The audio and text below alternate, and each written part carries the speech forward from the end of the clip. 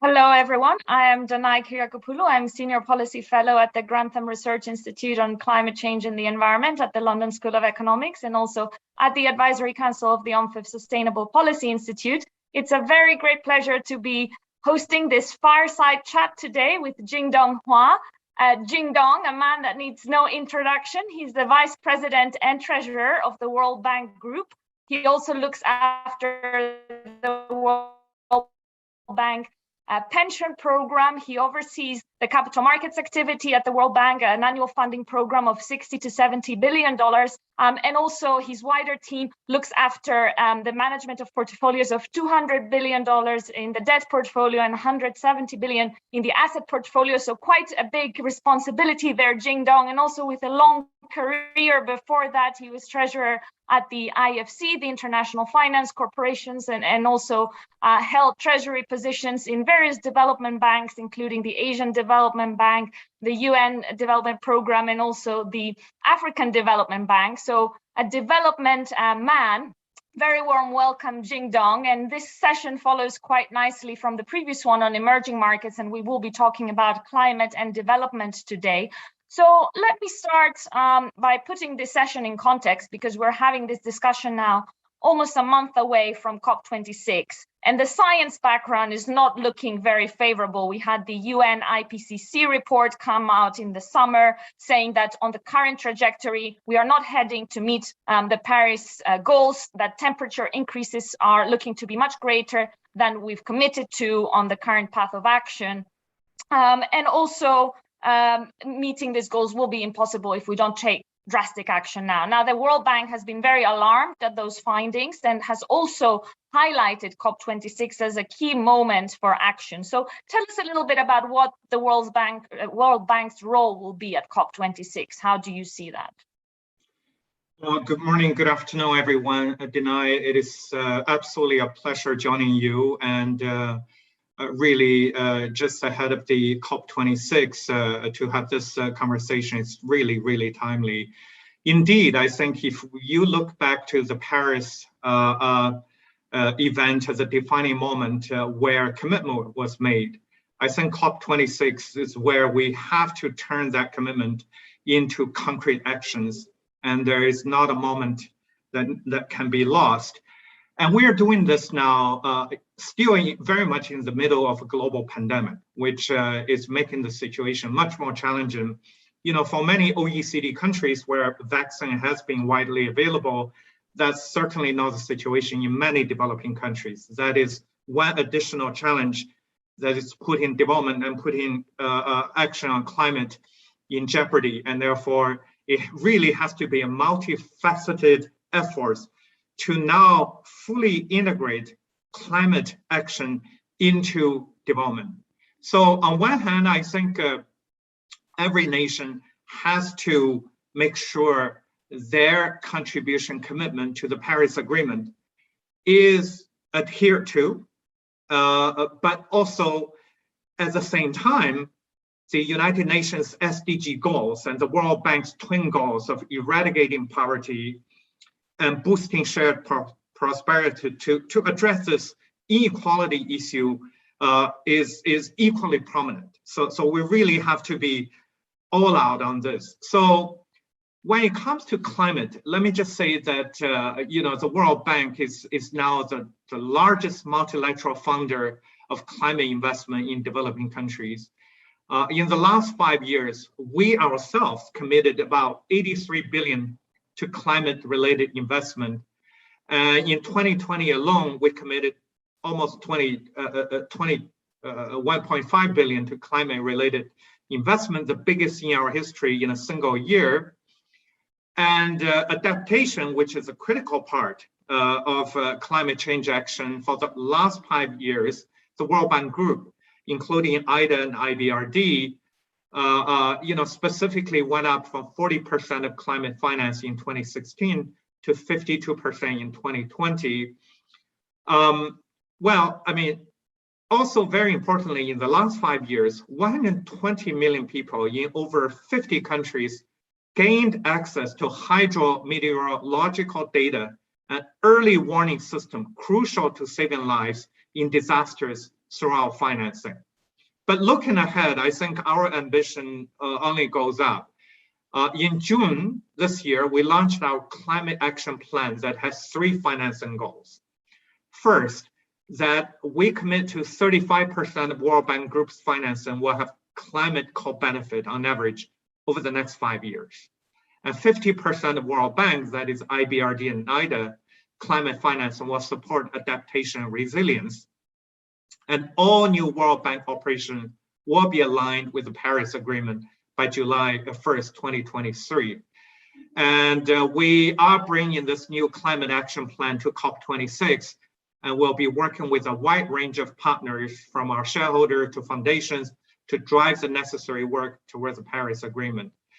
But I would not, I cannot finish my intervention without being the treasurer of the World Bank, also recognizing 2 fantastic green bonds that were just issued, one by the UK government and the other yesterday by the Colombia government in local currency, in Colombia peso, which the World Bank Treasury advised. We can get into a bit of a detail on that later on, but let me hand it over back to you, Dana. Thank you, Jingdong. And of course, you've been a great proponent of the development of local capital markets, and we've worked together a lot on that in the context of Africa. So congratulations also on the Colombia issuance. And indeed, we'll go into this, and good luck with the climate action plan at COP.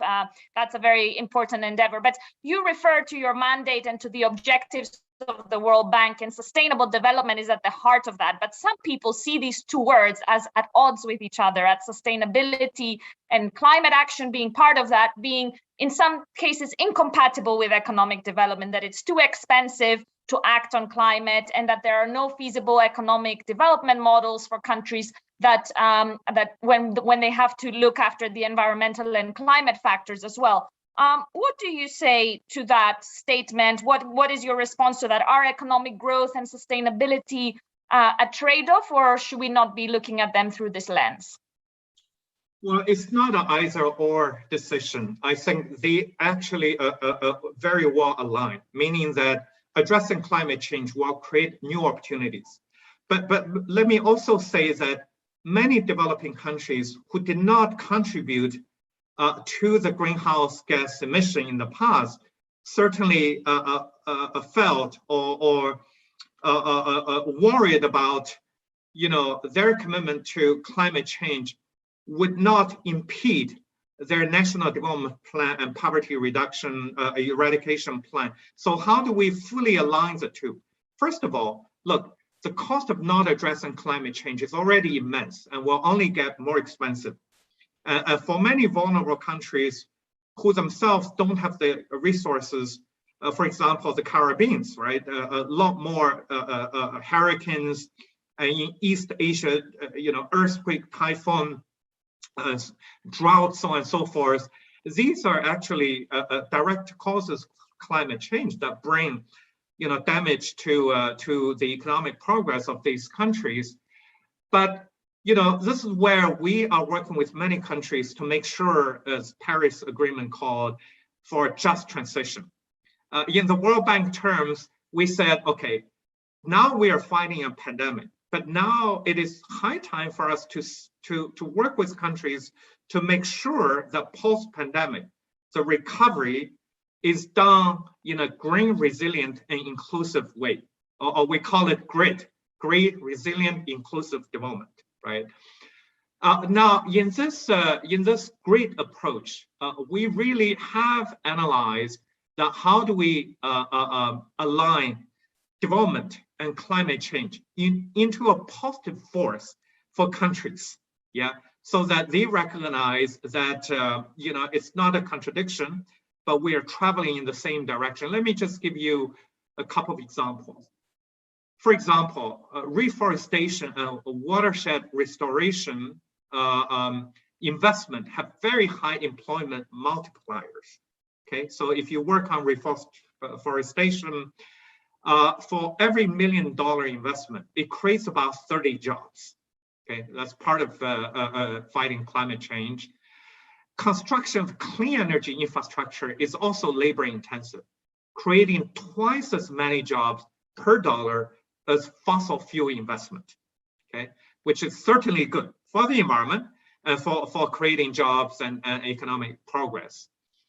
And also, it is estimated that a shift to low carbon resilient economy could create over 200 million net new jobs globally by 2020.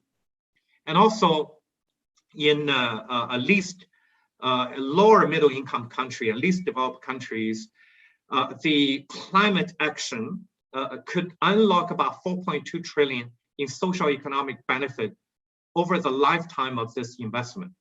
So in general, or on average, investing $1 in resilient infrastructure yields $4 in benefit. So look, I mean, from this data, it is clear this great approach shows that a climate focus can actually boost economic development and create jobs and income.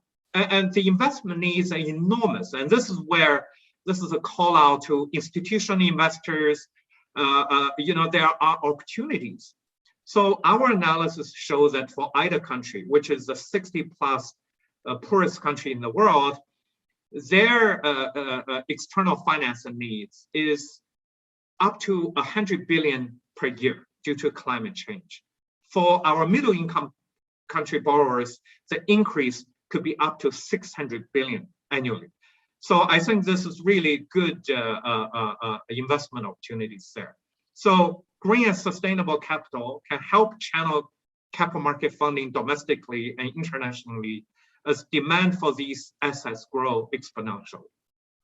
Thank you, Jingdong. And I keep two things that you said there. One is that it's too expensive not to act, so we should be looking at it in this way. And second, that there is the opportunities and the jobs multipliers in terms of how the sustainable economy is labor intensive and can generate good and more jobs compared to the fossil fuel industries. And I would add a third as well, that there's a lot of social and health co-benefits as well in terms of increasing labor productivity, speaking as an economist of how we can get more benefits than we can even quantify in those studies that you mentioned that are very good.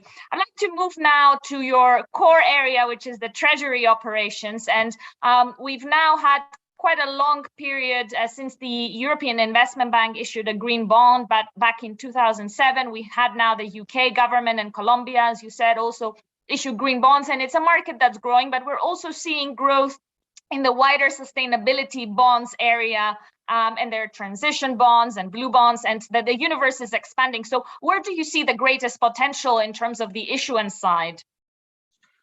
Well, indeed, Danai, from the first climate awareness bond issued by EIB in 2007 and the World Bank's first formal labeled green bond in 2008, there is no better sign of the times with the blockbuster UK government £10 billion bond, which is 10 times oversubscribed.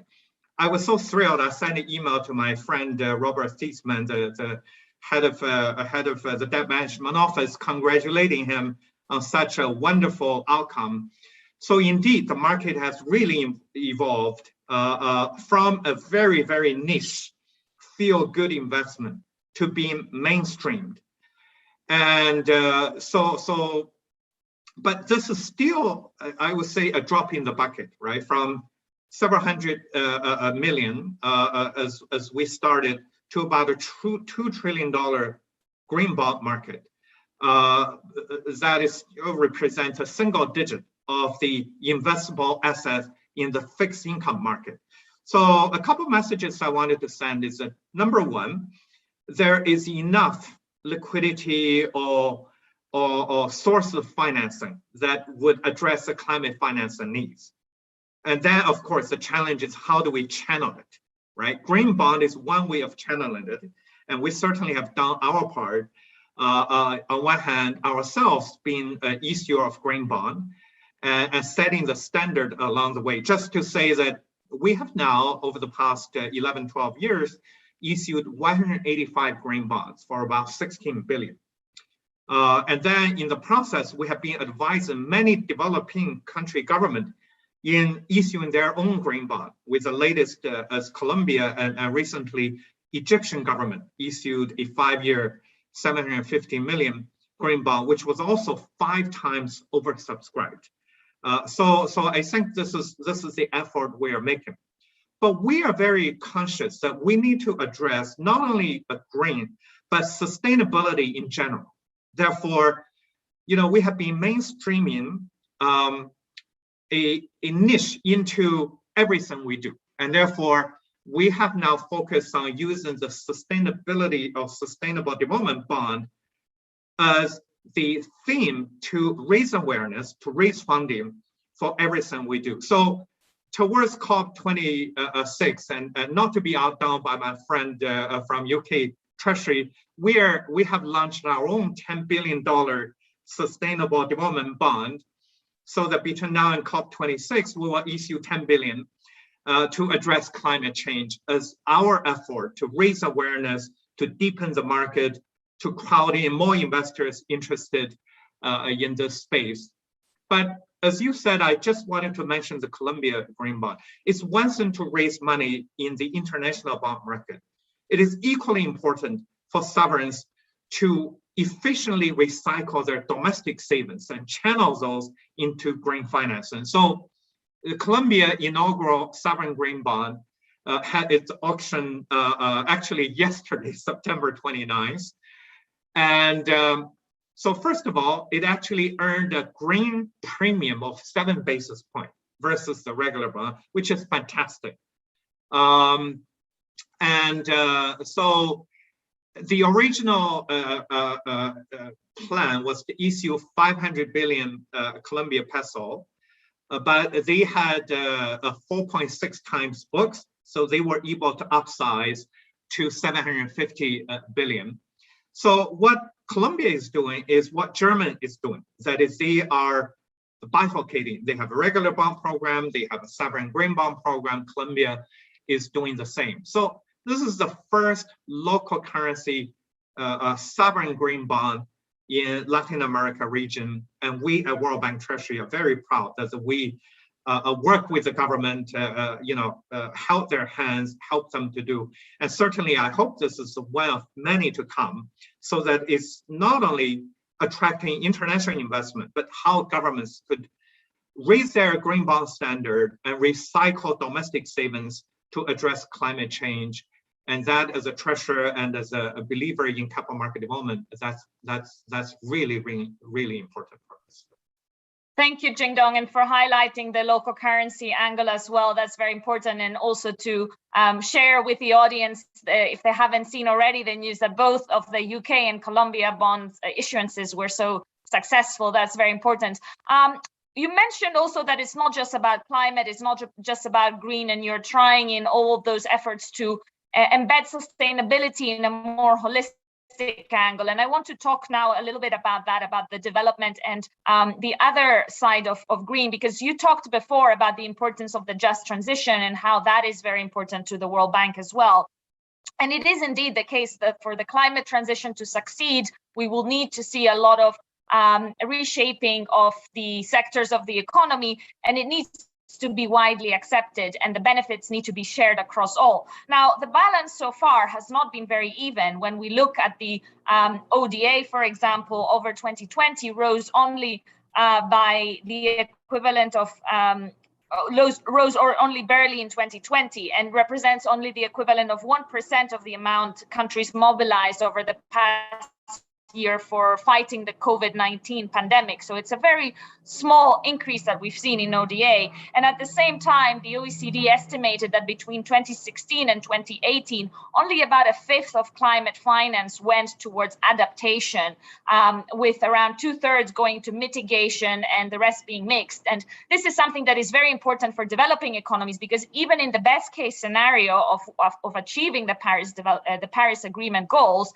there will still need to be a lot of adaptation for the global south, which geographically is more challenged in terms of the effects of the climate crisis.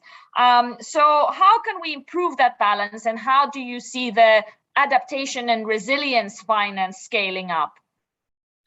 Yes, indeed. I think first of all on the ODA, and indeed with the economic uncertainty and with the pandemic needs, many governments are prioritizing providing benefits to their own citizens. So government budgets are very stretched. and the amount of ODA going to address global issues, would be limited. And certainly it is our call for ODA to increase, but the reality is such that we have to recognize that reality. And therefore, like what we do at the World Bank, how do we use ODA not as direct investment, but as risk mitigation and as policy reform to make the investment environment attractive to private sector investors, right? As I said, global pool of liquidity is more than enough to finance all the climate and development needs. It's really making the environment attractive to private sector. So our job of risk transforming and risk mitigating projects in developing country, whether it's adaptation, whether it's infrastructure, whether it's addressing food loss and waste, ocean pollution, whatever it is, how do we make sure that investors feel that there is a decent return, both economic and social, but their fiduciary duty demands that they have to get the money back. So that's one side of it, which is very important, and through our work we are addressing that. But I think you're absolutely correct. Adaptation and resilience are critical and needs huge amount of investment. And let me just cite my numbers that as UNEP has estimated, the cost of adaptation will reach 140 to 300 billion per year. And in our own estimate, natural disaster cost is about 18 billion a year in low and middle income countries through damage to power generation and transport infrastructure alone. And they also trigger broader disruptions for households and firms, costing at least 390 billion a year. So adaptation is so critical to plug those holes, right? And actually, when you think about it, it's easier to do relative to the other side. So translating those needs into tangible investment project is something that needs to be done. And there, I wanted to mention two things. One is that we are using capital market instruments to successfully transmit that risk through our AAA rating to private investors, and that's through our catastrophe bond. Okay, for example, our latest catastrophe bond is for Jamaica, where we issued a bond of 185 million for Jamaica to protect against hurricane and tropical storm for 3 seasons. And it was the first cat bond issued by and on behalf of government in the Caribbean or any small island state. So let me go into a bit of detail, because it is very important to illustrate that even in disaster recovery, private sector investors are interested. And there is an ODA element in this. That is, it's a AAA World Bank bond, so there is no credit. But compared with other AAA bonds the World Bank issue, it does offer a more attractive yield through the insurance premium, right? But the government of Jamaica is already stretched in their national budget. Even paying for the insurance premium is an extra burden. This is where actually donors came in. Through donors trust fund, they paid for the insurance premium, including European donors, USAID. This is a very good use of ODA money, okay? What happens then when actually a hurricane hits? Because this is a parametric bond, when it hits certain degree, it triggers an automatic payout. Investors would lose, but the government of Jamaica would gain funds where they don't have to, scramble to get from other parts of budget, to address the damage and the humanitarian needs. And also the payout is fast. Within a month, the payout goes out of the door, very different than the indemnity insurance, which it can take a year or even more, right? But why would the investor buy this? Number one, higher yield. Number two, uncorrelated with regular fixed income. So it adds to diversification. As a matter of fact, the World Bank has done over 5 billion of catastrophe bonds. for Latin America, for Philippines, we certainly think this is a tangible way to channel international savings into addressing adaptation in a way that would provide benefit to the recipient, but also for investors. Great, thank you, Jingdong, and for highlighting the example of the catastrophe bonds as well. And for the audience interested in this, one of the previous editions of the Sustainable Policy Institute journal was focusing on disaster risk financing, and we had a lot of experts there explain and give examples of how this has worked in practice. So I encourage you all to go on the UNCLIF website and download this. Jingdong, I wanted now to go more into an international dimension. You are an international man. You've lived in Africa and Asia and the US. You've been in the US now for quite a long time at the IFC and at the World Bank. You are a Chinese national. China and the US have not had the most productive relationships over the recent past. There's been a lot of friction in many areas. But in the area of climate, we've heard very ambitious commitments from both at the UN General Assembly earlier this month. Both leaders of both nations made big commitments, and also the US and China are co-chairing the Sustainable Finance Working Group at the G20. So do you think this will be an area where we will see more friction between the world's two biggest economies, or do you expect there to be more fruitful cooperation, and what form do you think this will take? Well, Denai, thank you very much. I've been very fortunate to work in development for the past 3 decades and indeed lived and worked in many different places. And therefore, I'm a true multilateralist. And I see the benefit of multilateralism, especially in addressing global issues, right? Pandemic, climate change, they don't stop at national borders, regardless of your political system, whatever it is. It is affecting the common future of humanity. And I'm privileged to witness nothing but partnership in the World Bank by our shareholders on climate action. United States is the largest shareholder of the World Bank, and China is one of the largest shareholder. And on supporting our action, whether through capital markets or our projects, I think I don't see any contradiction there, because this is a common goal for humanity. So that's where I'm very encouraged by China's recent announcement of stopping all fossil fuel related investment internationally. Certainly that's a goal the World Bank had committed a while back. And hopefully with the G20, all of them are our important shareholders,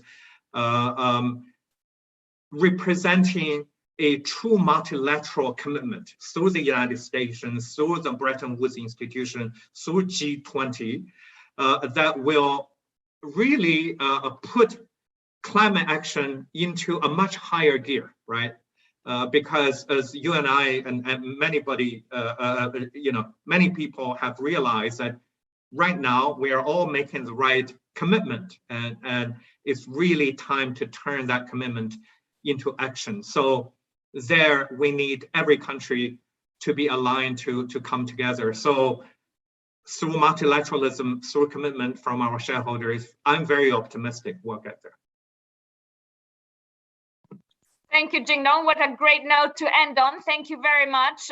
Let's hope you are proven right there, because we do need multilateralism. Climate is an issue that affects everyone. As we found out in this conversation as well, we're all in the same climate storm, but not in the same boat. And there is also a big responsibility for developed economies to support those who face greater challenges and limited resources in terms of addressing the climate crisis. Thank you very much, Jingdong, and I look forward to engaging with you, and good luck with your further issuances. Thank you. Thank you very much.